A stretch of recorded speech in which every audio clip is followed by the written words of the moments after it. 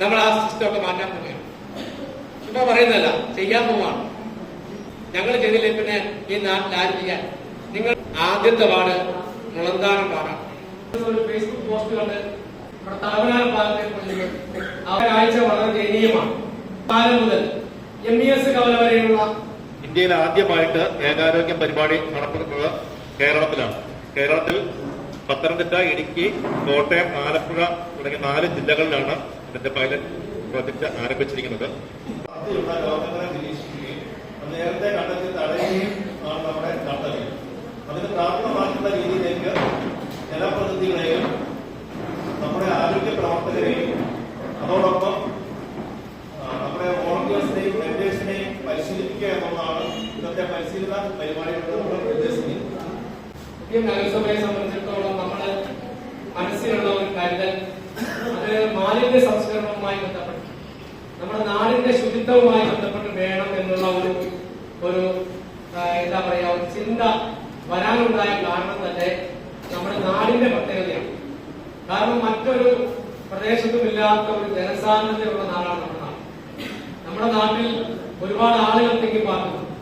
ഇത്രയും ജനസംഖ്യയുള്ള പ്രദേശങ്ങൾ വേറെയുണ്ട്. പക്ഷേ ചെറിയ ചുറ്റളവിൽ, ചെറിയ ഭൂപ്രദേശത്തിൽ ഇത്രയും ആളുകൾ തിങ്ങിപ്പാർക്കുന്ന ഒരു നഗരപ്രദേശം കേരളത്തിലും ഇന്ത്യയിലും ഈരാറ്റുപേട്ട മാത്രമാണ്. അതുകൊണ്ട് തന്നെ ഭാവിയിലേക്ക് നമ്മുടെ വേസ്റ്റുകളുടെ കാര്യത്തിൽ, മാലിന്യത്തിന്റെ കാര്യത്തിലൊക്കെ വലിയ പ്രതിസന്ധിയാണ്. അത് നമ്മൾ ചെയ്തില്ലെങ്കിൽ പിന്നെ ആര് ചെയ്യാൻ? നാട്ടിലെ വേസ്റ്റ് മാനേജ്മെന്റിന്റെ ഉത്തരവാദിത്വം തദ്ദേശ സ്ഥാപനത്തിനാണ്. അത് വീട്ടുകാരെ കുറ്റപ്പെടുത്തിയ കാര്യമില്ല. ഇപ്പൊ ഉദാഹരണം പറഞ്ഞാൽ കഴിഞ്ഞ ദിവസം ഒരു ഫേസ്ബുക്ക് പോസ്റ്റ് കണ്ട് ഞാനും നമ്മുടെ മുനിസിപ്പാലിറ്റി HS T രാജനും കൂടെ നമ്മുടെ തലവനാന ഭാഗത്തെ ആ ഒരു സീൻ കണ്ടു. അത് കണ്ടപ്പോൾ കണ്ട കാഴ്ച വളരെ ദയനീയമാണ്. ഞാൻ പല മീറ്റിംഗിലും പറയുകയുണ്ടായി. പറഞ്ഞു പോയാലേ ആളുകളുടെ മനസ്സിലേക്ക് കയറുള്ളൂ. പുത്തൻപള്ളിയുടെ ആ പാലം മുതൽ MES കവല വരെയുള്ള വാടക ബിൽഡിംഗാണ്. ഏറ്റവും താഴെ കൊമേഴ്സ്യൽ ബിൽഡിംഗ്, നിലയിൽ മൊത്തം കച്ചവട സ്ഥാപനം, മുകളിലേക്ക് 3 നിലയിൽ ഇങ്ങനെ ആളുകൾ തിങ്ങി താമസിക്കുന്നു. ഞങ്ങൾ 6 മണി സമയത്താണ് ചെന്നത്. അപ്പൊ അവിടെ താമസിക്കുന്ന ആളുകളുടെ ഭക്ഷണ മാലിന്യം അവര് ഡയറക്റ്റ് ആ കാട്ടിലേക്ക് വലിച്ചെറിയും. ഞങ്ങൾ കാണുന്നതാണ്. ദൂരെ നിന്നും കൂടെ ഇവിടുന്ന് 150 വീട് തലങ്ങളുണ്ട്. ആ ഭക്ഷണ മാലിന്യങ്ങൾ എന്ന് പറയുന്നത് ഭക്ഷണ മാലിന്യം മാത്രമല്ല, ആ വീട്ടിൽ പിള്ളേരെ നക്കി ഉപയോഗിക്കുന്നുണ്ടെങ്കിൽ, പാട് ഉപയോഗിക്കുന്നുണ്ടെങ്കിൽ ഇതെല്ലാം വലിച്ചെറിയാം. അവിടെ സംസ്കരിക്കാനുള്ള സംവിധാനം ഉണ്ടാക്കിയിട്ടില്ല. രണ്ടാമത്തെ കാര്യം, അവർ താമസിക്കുന്ന ആ ഓരോ പ്രൊമിസസിന്റെയും വീടിന്റെയും പിന്നെ വേസ്റ്റിന്റെ ഔട്ട്ലെറ്റ്, വേസ്റ്റ് പൈപ്പ് നമ്മൾ പറയും, അത് വെച്ചിരിക്കുന്നത് ഡയറക്റ്റ് ആറ്റിലേക്കാണ്. ഏത് ഡയറക്റ്റ് ആറ്റിലേക്കാണ്. ഏറ്റവും വിചിത്രമായ മൂന്നാമത്തെ കാര്യം, അതേ ജലാശയത്തിൽ നിന്നാണ്, ചക്രാമുണ്ട്, അതേ ജലാശയത്തിൽ നിന്നാണ് ആ വീട്ടിലേക്ക് ഫുട്ബോൾ മോട്ടർ വെച്ച് വെള്ളം ഉപയോഗിക്കാൻ വേണ്ടി എടുക്കുന്നത്. എന്തുമാത്രം വിരോധാഭാസമാണ്. നമ്മുടെ ശാരീരിക ഭക്ഷ്യ മാലിന്യങ്ങൾ നമ്മൾ പുറത്തള്ളുന്ന സ്ഥലത്ത് നിന്ന് തന്നെ നമ്മൾ വെള്ളം ഉപയോഗിക്കാൻ വേണ്ടി ആ വെള്ളം എടുക്കുക. ആ വെള്ളം മീനച്ചിലാറ്റിന്റെ വെള്ളമാണ്.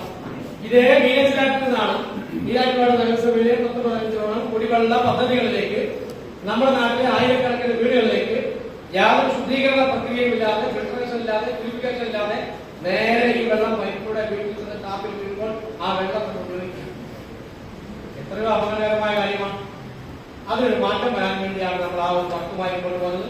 അതിൽ പ്രവർത്തിക്കുന്ന ഏറ്റവും സുസ്ഥിരമായി പ്രവർത്തിക്കുന്ന ആളുകളായതുകൊണ്ടാണ് നിങ്ങളോട് ഈ കാര്യം പറയുന്നത്. ഈ നാടിന്റെ ആരോഗ്യ മേഖലയുടെ സുരക്ഷിതത്വത്തിൽ,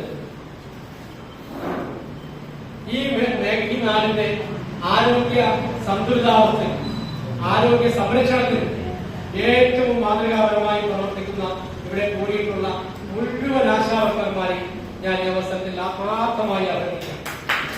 ഒരുപാട് വിതരണം ചെയ്തു. എന്റെ വൈഫും ആ ഭരണസമിതിയിൽ അംഗമായി. നമ്മൾ എന്താ ചെയ്തത്? ആ വേസ്റ്റ് പിന്നെ 10, 30, 60 കൊണ്ട് കൊടുത്തു. ഏതെങ്കിലും ഒരു പ്രദേശത്ത് കൊണ്ട് ഇറക്കി വെക്കും. അത് കൗൺസിലറെ വിളിച്ചു പറയും. കൗൺസിലർ ആളുകളെ വിളിച്ചു പറയും. ആധാർ കാർഡ് കൊണ്ടുവന്നു, ഇല്ല റേഷൻ കാർഡ് കൊടുക്കുന്നു, ഇല്ല കോപ്പി കൊണ്ട് വീട്ടിൽ കൊടുക്കുക, അവിടെ എവിടെ ഒപ്പിടുക, ഈ സാധനം കൊണ്ടുപോകാം, വീട്ടിൽ കൊണ്ടേ ചെയ്യാം. പല സംഭവങ്ങളുമായി തുണി മടക്കി വെക്കാനാണ് ആ വേസ്റ്റ്. നമ്മൾ ആ സിസ്റ്റമൊക്കെ മാറ്റാൻ പോവുകയാണ്. ഇപ്പൊ പറയുന്നതല്ല, ചെയ്യാൻ പോവാണ്. അത് ചെയർമാന്റെ മാത്രം ഒരു ഡെഡിക്കേഷൻ അല്ല, നഗരസഭയിലെ 29 കൗൺസിലർമാർ. ഞങ്ങൾ പറഞ്ഞു, കക്ഷി രാഷ്ട്രീയമില്ലാതെ, ഭരണ പ്രതിപക്ഷമില്ലാതെ, യാതൊരു ഡിസ്ക്രിമിനേഷനും ഇല്ലാതെ എല്ലാ കാര്യങ്ങളും ഒറ്റക്കെട്ടായി ചെയ്യാൻ പാടും. ഞങ്ങൾ ചെയ്തില്ലേ പിന്നെ ഈ നാട്ടിൽ ആര് ചെയ്യാൻ? നിങ്ങളുടെ പ്രവർത്തനത്തിന് സുതാര്യത ഉണ്ടാക്കേണ്ട ആൾക്കാർ ഞങ്ങളാണ്. എല്ലാ വീടുകളിലേക്കും ഞങ്ങൾ വരാൻ. അതിന് പൈലറ്റ് വാർഡ്, ഒരു വാർഡ് ആരോഗ്യ സ്റ്റാൻഡിംഗ് കമ്മിറ്റി സെലക്ട് ചെയ്തിരിക്കുന്നത് ആദ്യത്തെ വാർഡ് മുളന്താനം വാർഡാണ്. വേറെ കാര്യമൊന്നുമില്ല, പെട്ടെന്നൊരു ഫീസിബിലിറ്റി, ഒരു എന്താ പറയാ, റിസൾട്ട് പെട്ടെന്ന് കിട്ടുന്ന ഒരു പ്രദേശം എന്നേ ഉള്ളൂ. പക്ഷെ അത് 2 ആഴ്ച കൊണ്ട് നമ്മൾ റിസൾട്ട് കാണിച്ചിട്ട് അടുത്ത 2 ആഴ്ച കഴിയുമ്പോൾ 5 വാർഡ് സെലക്ട് ചെയ്യും. ഈ 5 വാർഡിലേക്കും ആ വാർഡിലെ ആശാപ്രവർത്തകർ, സ്വാഭാവികമായിട്ടും ആശാവർക്കർ നിങ്ങൾ വീട്ടിൽ സർവേക്ക് പോകുമ്പോൾ വീടിന്റെ സിറ്റൗട്ടിൽ പോയിട്ട് നിങ്ങളുടെ വീട്ടിൽ വേസ്റ്റ് മീൻ ഉപയോഗിക്കുന്നുണ്ടോ? ഉണ്ട്, ഉണ്ടെങ്കിൽ ഉണ്ട്, ഇല്ലെങ്കിൽ ഇല്ല എന്ന് പറഞ്ഞു. പക്ഷെ അത് നമ്മൾ ആ സിസ്റ്റം പറ്റത്തില്ല. നമ്മൾ കൃത്യമായി പോയി കണ്ട് ബോധ്യപ്പെട്ട് അത് ഇംപ്ലിമെന്റ് ചെയ്യുന്നതിനുള്ള വർക്ക് ചെയ്യാം. നഗരസഭയിലെ ഹെൽത്ത് ഡിപ്പാർട്ട്മെന്റിലെ മുഴുവൻ ജീവനക്കാരും, കണ്ടിജന്റ് ജീവനക്കാരും, ആ വാർഡിലെ കൗൺസിലർ, ഏറ്റവും പ്രധാനം, ആ വാർഡിലെ കൗൺസിലറും ആ വാർഡിലെ ആശാ വർക്കറും കൂടെ ഇറങ്ങി നമ്മൾ എല്ലാ വീടുകളിലും, ഒരു വാർഡിൽ 280 വീടുണ്ടെങ്കിൽ 280 വീടുകളിലും പരാജയപ്പെടാത്ത സക്സസ് ആയിട്ടുള്ള വേസ്റ്റ് മാനേജ്മെന്റിന് യൂണിറ്റ് കൊടുത്തുകൊണ്ട് സമ്പൂർണ്ണ വേസ്റ്റ് മാനേജ്മെന്റ് സംവിധാനം ഉണ്ടാക്കാൻ പോവുകയാണ്.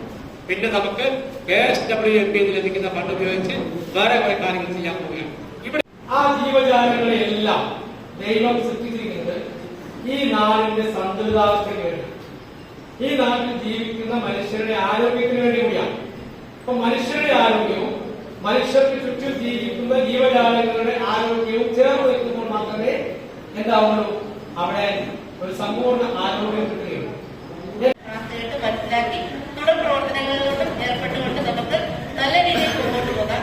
എല്ലാവർക്കും ഒറ്റവാക്കിൽ ആശംസ നേർന്നുകൊണ്ട് പിടിപെടുന്ന പകർച്ചവ്യാധികളും മൃഗങ്ങളിൽ നിന്നോ അല്ലെങ്കിൽ ഭക്ഷണത്തിൽ നിന്നോ അല്ലെങ്കിൽ മലിനമായ ജലത്തിൽ നിന്നോ അല്ലെങ്കിൽ എന്താണ് പരിസ്ഥിതിയുടെ മോശമായ അവസ്ഥയിൽ നിന്നൊക്കെയാണ് നമുക്ക് പകർച്ചവ്യാധികളൊക്കെ ഉണ്ടാകുന്നത്. അപ്പൊ ഇത് തടയുന്നതിന് വേണ്ടിയിട്ടാണ് നമ്മൾ അതിനെ ബോധവൽക്കരിക്കുന്നതിന് വേണ്ടിയിട്ടാണ് ഇതുപോലുള്ള ക്ലാസുകൾ സംഘടിപ്പിക്കുന്നത്. അതിന് ഇപ്പൊ സാർ പറഞ്ഞതുപോലെ ഓരോ വാർഡിൽ നിന്നും 7 മെന്റർമാരെയും 49 വളണ്ടിയർമാരെയും സെലക്ട് ചെയ്തിട്ടുണ്ട്. അപ്പൊ ഇവരൊക്കെ ഈ വാർഡുകളിൽ ഉണ്ടാകുന്ന പ്രശ്നങ്ങൾ, പകർച്ചവ്യാധികളൊക്കെ നേരത്തെ റിപ്പോർട്ട് ചെയ്യുന്നതിനും അത് നമുക്ക് തടയിടുവാനും ഈ ഇവരുടെ പ്രവർത്തനം കൊണ്ട് നമുക്ക് സാധ്യമാകുന്നതാണ്. അപ്പൊ അതുപോലുള്ള പ്രവർത്തനങ്ങളിലേക്ക് നിങ്ങൾ കൂടുതൽ ഊർജ്ജസ്വലരായിട്ട് മുന്നോട്ട് വരണമെന്ന് പറഞ്ഞുകൊണ്ട് ഈ പരിപാടിക്ക് മനസ്സിലാകുന്നത്, ഒരു മനുഷ്യനും ഒറ്റയ്ക്ക് ഒരു സമൂഹത്തിൽ ജീവിക്കാൻ പറ്റത്തില്ല. കാരണം മനുഷ്യനൊരു സാമൂഹ്യ ജീവിയാണ് മനുഷ്യൻ.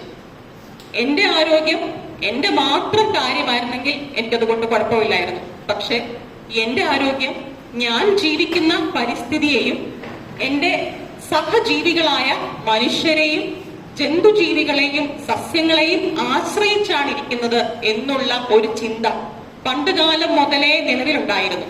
പക്ഷെ അതുകൊണ്ടാണ് അരിസ്റ്റോട്ടിൽ അങ്ങനെ പറഞ്ഞത്, ഒരു മനുഷ്യനും ഒരു ദ്വീപല്ല, ഒറ്റയ്ക്ക് ഒരു മനുഷ്യന് നിലനിൽക്കാൻ സാധ്യമല്ല. അപ്പോ നമ്മുടെ ആരോഗ്യം, മനുഷ്യന്റെ ആരോഗ്യം എന്ന് പറഞ്ഞാൽ അവരുൾപ്പെടുന്ന പരിസ്ഥിതിയുടെയും അവർക്ക് ചുറ്റും ജീവിക്കുന്ന ജന്തു ജീവജാല സസ്യങ്ങളുടെയും ആരോഗ്യത്തെ അഭേദ്യമായി ബന്ധപ്പെട്ട് കിടക്കുന്നു എന്ന ഒരു ആശയത്തിൽ നിന്നാണ് ഈ ഏക ആരോഗ്യം എന്ന ഒരു ആശയം ഉരുത്തിരിഞ്ഞത്. ഇനി നമ്മള് ആരോഗ്യം റിലേറ്റഡ് ആയിട്ടുള്ള എല്ലാ പരിശീലന പരിപാടിയിലും കേൾക്കുന്ന ഒരു കാര്യമാണ്, നല്ല ആരോഗ്യവാനായ ഒരു വ്യക്തിയാണ് എന്ന് പറയുമ്പോൾ ആദ്യം നമ്മുടെ മനസ്സിലേക്ക് വരുന്നത് എന്താ? രോഗമില്ലാത്ത ഒരാൾ. പക്ഷേ ലോക ആരോഗ്യ സംഘടനയുടെ ഡെഫിനിഷൻ അനുസരിച്ച് രോഗമില്ലാത്ത അവസ്ഥ മാത്രമല്ല ആരോഗ്യം എന്ന് പറയുന്നത്. പക്ഷേ ഒരാളുടെ ഫിസിക്കൽ, ആരോഗ്യപരവും മാനസികവും സാമൂഹികവുമായ ഒരു സുസ്ഥിതിയാണ് ആരോഗ്യം എന്ന് പറയുന്നത്. ഇപ്പം ഒരാളുടെ പ്രഷറും ഷുഗറും കൊളസ്ട്രോളും ഇല്ല, പക്ഷെ മനസ്സ് അയാളുടെ കയ്യിൽ നിൽക്കുന്നില്ല, അയാൾക്ക് ആരോഗ്യമുണ്ടെന്ന് പറയാൻ പറ്റുമോ? ഇല്ല. അയാൾക്ക് ആരോഗ്യപരമായി കുഴപ്പമില്ല, മാനസികമായ കുഴപ്പമില്ല, പക്ഷെ ഒരു സാമൂഹ്യ ജീവിയല്ല. മറ്റുള്ളവരോട് ഇടപഴകാൻ അറിയത്തില്ല, ഒരാളെ കാണുമ്പോൾ ഒന്ന് സംസാരിക്കാൻ അറിയത്തില്ല, സാമൂഹികമായി ഇടപഴകാൻ അറിയത്തില്ല, അയാൾക്ക് നല്ല ആരോഗ്യവാനായ വ്യക്തിയാണെന്ന് പറയാൻ പറ്റുമോ? ഇല്ല. അപ്പൊ നമുക്ക് നമ്മുടെ ഒരു സൂണോട്ടിക് ഡിസീസ് പക്ഷിപ്പനിയാണ്. ഇനി അന്നാണ് ഏകാരോഗ്യം എന്ന ആശയം ലോകത്തിന് ആദ്യമായി അദ്ദേഹം പങ്കുവച്ചത്. ഈ സൂണോട്ടിക് ഡിസീസ് എന്ന ഒരു പേര് അന്നാണ് നമ്മൾ ഉപയോഗിച്ചു തുടങ്ങിയത്. 2004 wild life conservation society symposium ഈ ആശയം മുന്നോട്ട് വെച്ചു. ഏകലോകം ഏകാരോഗ്യം, എല്ലാവർക്കും സുസ്ഥിരമായ പ്രസന്റ് ആൻഡ് ഫ്യൂച്ചർ വാഗ്ദാനം ചെയ്യുന്ന ഒരു ഏകാരോഗ്യം എന്ന ഒരു ആശയം ഈ സൊസൈറ്റി സിമ്പോസിയമാണ് മുന്നോട്ട് വെച്ചത്. 2007 ന്യൂഡൽഹിയിൽ ഇന്റർനാഷണൽ കോൺഫറൻസ് നടന്നു. അപ്പോൾ മഹാമാരികൾ അല്ലെങ്കിൽ പകർച്ചവ്യാധികൾ തടയാനുള്ള ഒരു മാർഗം